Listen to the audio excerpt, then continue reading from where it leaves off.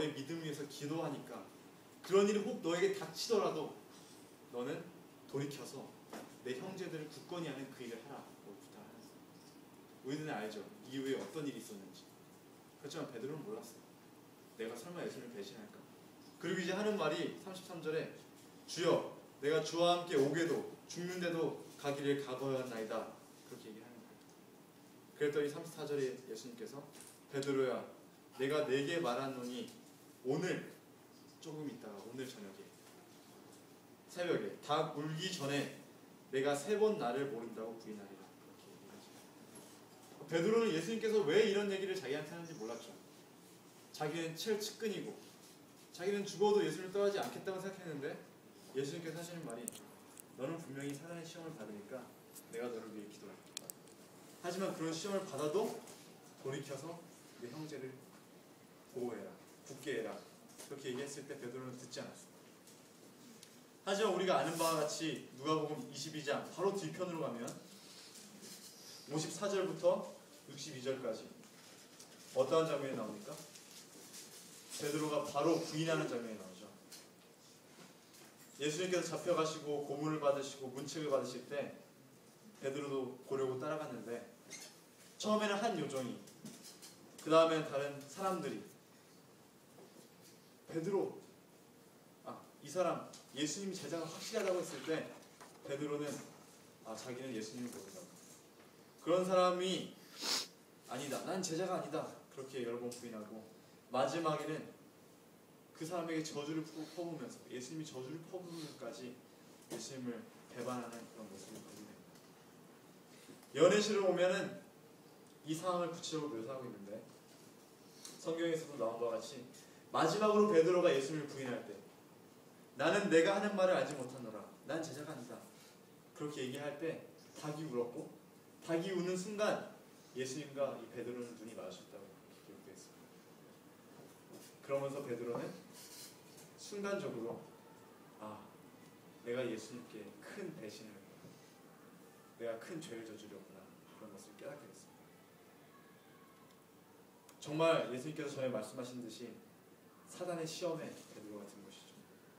그리고 사단의 시험에 베드로가 넘어졌다는 사실을 베드로가 알게 됐습니다. 낙담했겠죠.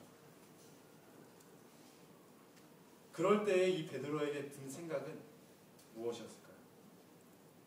만약 예수님과 쌓았던 큰 추억이 없었던 사람이라면 아마 쉽게 포기했을지 모릅니다. 이 가룟 유다라는 사람은 베드로와 큰 공통점을 가지고 있는데 첫 번째로는 예수님에게 마귀라는 소리를 들었죠. 같이. 하여튼 그거 말고도 여러 가지 공통점이 있는데 이 가룟 유다는 그런 시험이 들었을 때 그 자신을 극복하지 못하고 스스로 목숨을 끊었습니다. 그래서 제 생각에는 베드로에게 주어졌던 이 시험 또한 가룟 유다에게 주어졌던 시험만큼이나 큰 것이었다고 생각합니다. 베드로는 아마 자기 자신감에 대해서 자기 자신에 대해서 큰 실망을 했을 것이고 예수님께서 이렇게 나에게 당부하셨는데도 불구하고 나는 죄를 저질렀구나 라는 그런 마음에 고개를 들 수가 없었을 것입니다. 이런 베드로에게 희망을 준 것은 바로 예수님과 함께했던 추억이었습니다. 연애신에 보면 이런 글귀가 있습니다. 바로 베드로가 예수님을 부인했던 그 순간에 예수님과 눈이 마주쳤던 그 순간에 베드로의 마음속에는 추억의 조수가 그에게 밀려들었다.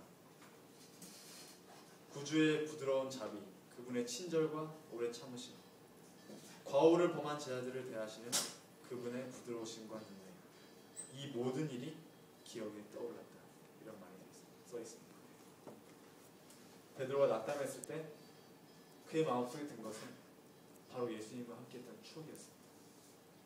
조수가 밀려들어오듯이 파도가 집어 삼켰듯이 바닷가에 백사장의 모래사장을 치면서 올라오는 듯이 베드로의 마음속에 밀려들었던 것은 바로 예수님과 함께했던 추억이었습니다. 아까도 말했다시피 추억은 지나간 것들을 의미합니다.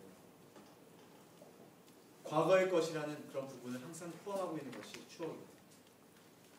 그래서 우리는 추억을 생각할 때 기쁜 마음이 들고 우리가 그 추억을 소중하게 생각하기도 하지만 어떻게 보면은 지나간 세월에 대한 어떤 아쉬움이나 그리움을 남기기도 합니다. 그렇지만 추억이 많은 사람은 축복을 받은 사람입니다. 아름다운 추억을 회상하면서 그리워할 수 있는 사람이 아무것도 추억할 것이 없는 그런 사람보다 훨씬 더 행복한 사람입니다. 베드로에게 추억은 희망이었습니다. 여러 번 함께했던 예수님과의 특별한 추억들이 정말 나락에 빠졌던 베드로를 끌어내는 그런 원동력이 되었습니다. 그래서 베드로는 달려갔습니다. 추억이 깃든 장소 겟세마네로 달려갔습니다. 예수님께서 자고 있는 베드로를 위해서 한시도 깨어 있을 수 없느냐라고 말했던 그 겟세마네에 가서 베드로는 예수님을 추억하면서 기도하며 울며 자기의 죄를 고백하고 통회했습니다. 베드로를 겟세마네까지 이끈 것은 바로 추억이었습니다. 예수님께서 하신 사역들을 보면 예수님께서는 상당히 제자들에게 많은 추억들을 만들어 주시고 싶어 하셨던 것 같습니다. 절대 나는 신의 아들이고 너는 인간들이니까 밥 따로 쓰자, 먹는 거 따로 먹자 이러지 않으셨어요. 항상 같은 것을 드시고 같은 곳에서 주무시고 같이 굶고 같이 핍박받고 같이 여행길을 했습니다. 어떤 사람과 추억을 만들고 싶다면 모든 것을 같이 하는 것이겠죠. 예수님의 삶을 봤을 때는 예수님께서 정작 제자들에게 정말로 전해주고 싶어졌던 것은 그 메시지를 기억할 수 있게 만드는 추억이었던 것 같습니다. 그것이 제자들에게 남았을 때 베드로와 같이 그 추억을 기억하고 예수님이 어떠하셨는지를 또 추억할 수 있게 된 것입니다. 예수님과 함께했던 추억들은 제자들에게 예수님이 하셨던 말씀을 생각나게 했고, 그 예수님께서 하셨던 말씀을 생각하게 된 제자들은 예수님께서 정말 우리에게 원하셨던 것이 무엇인지를 깨닫게 되었습니다. 우리 때로 성경책을 읽을 때 여러 가지 말씀들이 있죠. 하지만 우리에게 특별히 다가오는 말씀이 있습니다. 여러분들 각자 제일 좋아하는 성경 구절이 있지 않습니까? 그 구절을 생각해 보면은 그 구절이 정말 그냥 그 자체가 아름답고 멋있어서 나에게 중요하게 다가오기보다는 그 구절과 함께했던 추억들이 있기 때문에 나에게 더 크게 다가오는 경우가 많습니다. 저는 특별히 잊지 않고 생각나는 구절들이 몇 구절 있는데요. 초등학교 때 제 친구들이 저를 왕따를 시킨다고 생각을 했습니다. 예전에도 이런 얘기를 한 적이 있었는데, 친구들이 공태영 군의 말 맞다는 제가 좀 소심했나봐요. 친구들이 이런저런 말을 했을 때 제가 상처가 되면 그것 때문에 저는 가슴이 되게 아파서 항상 부모님한테, 엄마한테, 아빠한테 이런 얘기를 했습니다. 친구들이 나 너무 괴롭히는 것 같다고. 어떻게 해야 되냐, 때려줘야 되냐고 그렇게 얘기할 때 제가 어렸는데 아버지께서는 가서 때려줘라, 아니면 그냥 원래 세상은 그런 거다 이렇게 말씀하시지 않으시고 성경적으로 얘기를 해주셨는데, 베드로전서 3장 9절에 있는 말씀인데, 악을 악으로 욕을 욕으로 갚지 말고 도리어 복을 빌라. 이를 위하여 너희가 부르심을 입었으니 이는 복을 유업으로 받게 하려 함이라. 이런 말씀을 해주시면서 갚으려고 하지 말고 차라리 그 친구를 기도를 해주라 이렇게 얘기를 했습니다. 무슨 뜻인지 잘 이해는 되지 않았지만 그냥 제가 느낀 대로 행동을 했던 것 같아요. 그래서 크게 상처받지 않으려고 노력하고 욕으로 악으로 갚지 않으려고 노력하고 그리고 그 친구에게 잘해주려고 노력했던 그런 기억입니다.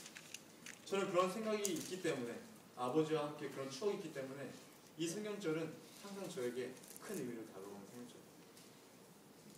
또한 저에게 크게 의미로 다가오는 성경절이 있는데, 작년 봄 MT 하면 떠오르는 성경절입니다. 그리고 2009년도에 저에게 가장 큰 힘을 줬던 성경절인데, 미가서 7장 7절 8절은 오직 나는 여호와를 우러러보며 나를 구원하시는 하나님을 바라보나니 나의 하나님이 나를 들으시리로다. 나의 대적이여 나로 인하여 기뻐하지 말지어다. 나는 엎드러질지라도 일어날 것이요 어두운 데 앉을지라도 여호와께서 나의 빛이 되실 것이니로다. 제가 이 성경절을 좋아하고 기억하는 이유는 제가 정말 하나님께 간구하고 기도했을 때 하나님이 저의 기도를 듣지 않으신다는 그런 생각이 들었어요. 그래서 학교 다니는 중이었는데 되게 힘들어.